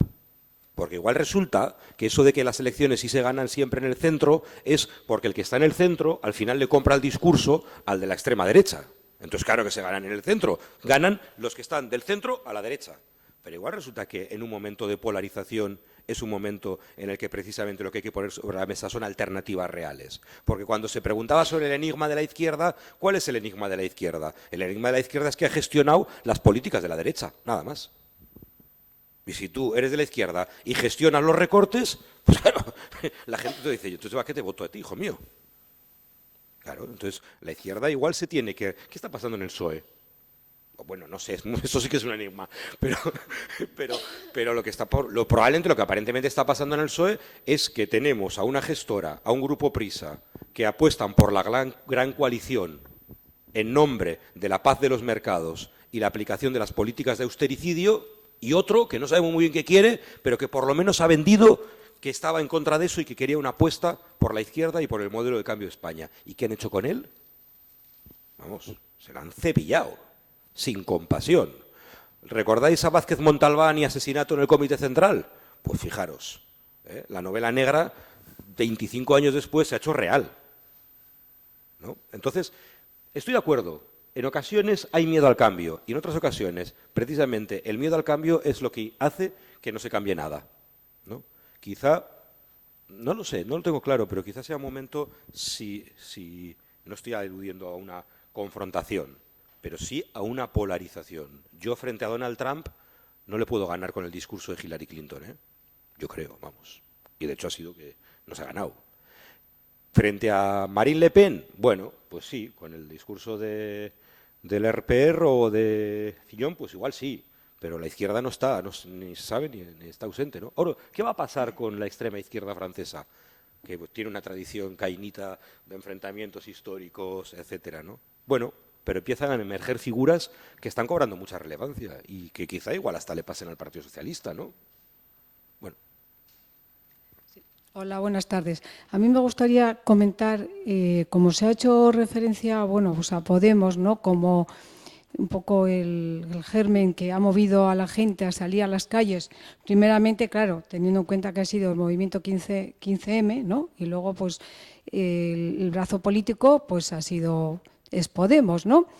El que tiene que canalizar todas las propuestas y todos los movimientos, bueno, sociales para conseguir mejoras.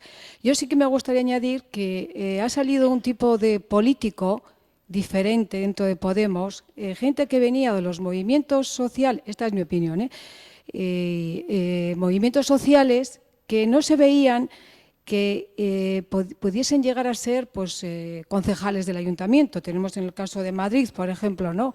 Gente que está en el Ayuntamiento de Madrid, pues que viene de movimientos sociales y ellos jamás se pensaban que iban a ser políticos, pero han llegado, o concejales. En este caso ha sido porque la gente le ha pedido que se presenten a, digamos, a concejales del ayuntamiento o bien al Parlamento, ¿no? Porque veían que el tipo de político que tenemos, que ya para mí, digamos, es caduco, no tiene empatía con los problemas sociales que está pasando hoy en día en todo el Estado español y quien realmente los ha podido plasmar, pues todas estas personas que vienen de movimientos políticos. Con lo cual, yo creo que tenemos una perspectiva bastante buena, ¿no? Y positiva de que este tipo de gente esté ocupando pues ciertos escaños, bien en los ayuntamientos de Madrid y bueno, pues en el Parlamento, ¿no?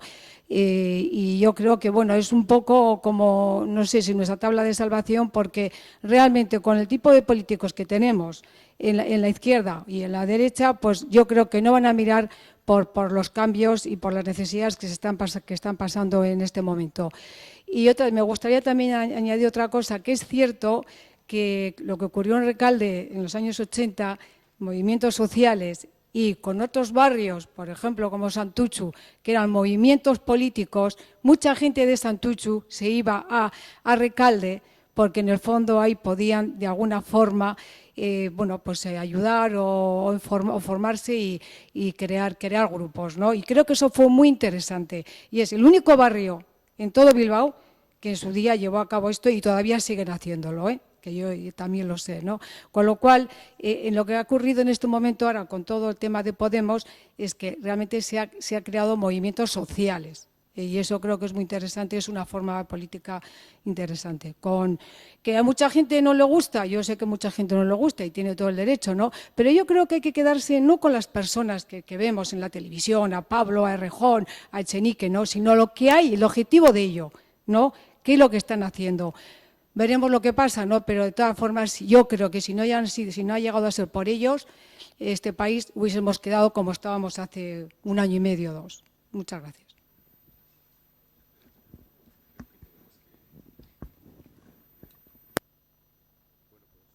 Pues bueno, pues muchísimas gracias y a vosotros porque tenemos tiempo para una última reflexión. Sí. Bueno, están pidiendo por ahí. Y en este caso, además, no me puedo negar porque nos conocemos.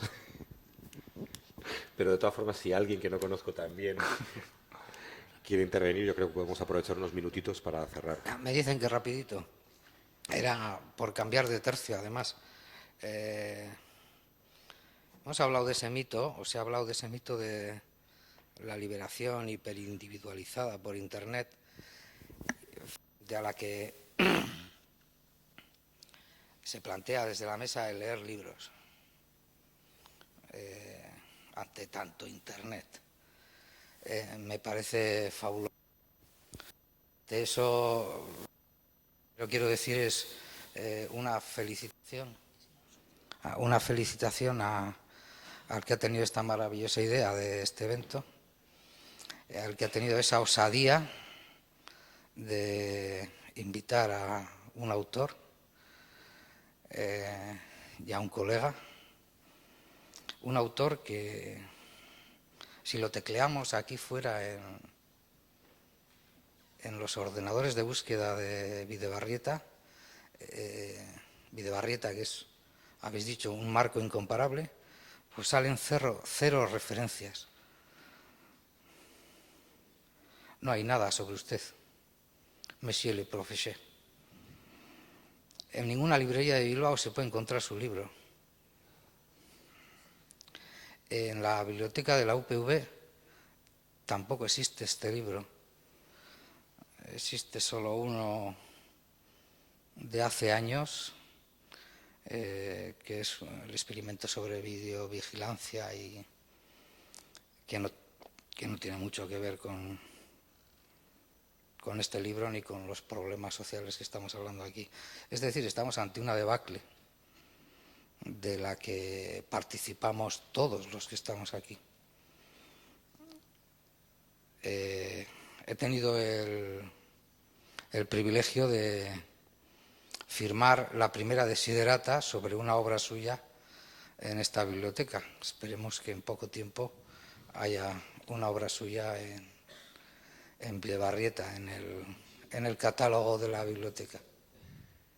Nada más. Pero no es una reflexión baladí, porque estás en la universidad y le dices a los alumnos, para entender esto tenéis que leer a Sidney Tarrow, Alain Touraine, y te vienen y te dicen, oye, está descatalogado el libro. Y es cierto, ¿eh? O sea, descatalogado significa que grandes sabios no existen. No existen. Ahora, como te lo descargues de Internet, eso es delito.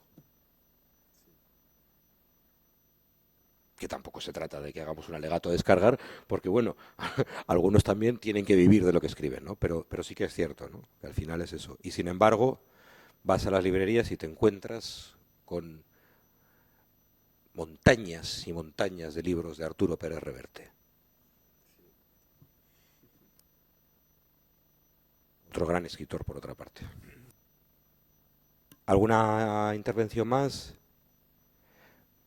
Bueno, pues yo agradecer a Jerome, agradecer al Instituto y agradeceros sobre todo a vosotros y vosotras, porque la verdad es que ha sido un lujo también escuchar esas reflexiones y bueno, y compartir estos minutos. Gracias. Gracias a ti. Ha sido fenomenal. Sí. Ah, muy bien. ¿No? Ya funciona bien.